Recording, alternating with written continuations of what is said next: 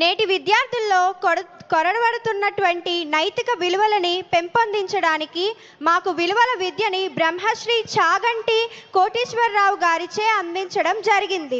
నైతిక విలువలను పద్యాల రూపంలో చెప్పడానికి వచ్చేస్తున్నాడు మన 6వ తరగతి విద్యార్థి కేదార్ సాయి. అందరికీ నమస్కారం. నా పేరు పెద్దిన కేదార్ సాయి. నేను 6వ తరగతి చదువుతున్నాను. ఈరోజు ప్రపంచం చాలా వేగంగా మారుతుంది.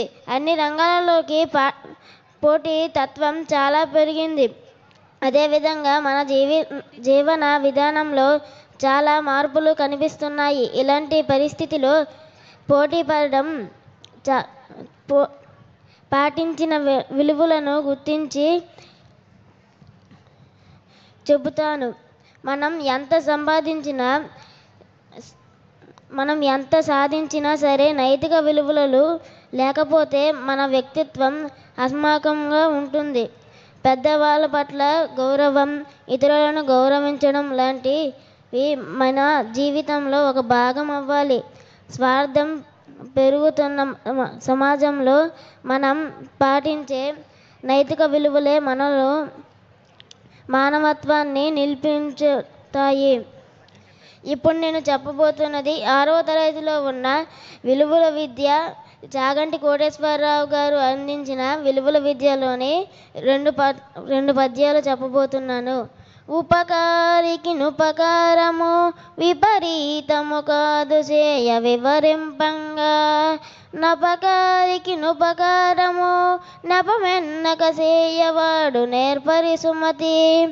దీని అర్థం ఏమిటంటే, మనకు మేలు చేసిన వారికి మరలా మేలు చేయడం సహజం. కానీ మనకు హాని చేసిన వారికి కూడా వారి అపకారాన్ని గుర్తు చేసుకోకుండా మేలు చేయగలవాడే నిజమైన నేర్పరి. 2వ పద్యం.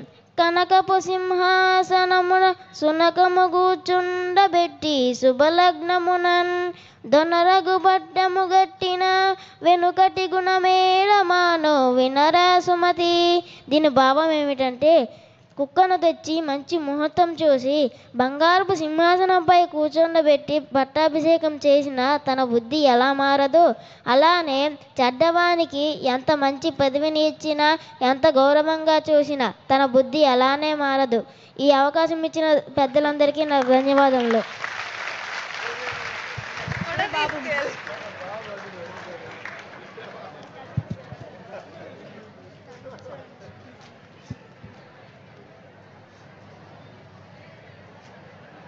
Give a big round of applause for Kedar Sai. Give a big, huge round of applause. He is very well at telling poems. Thank you for your performance, Kedar Sai.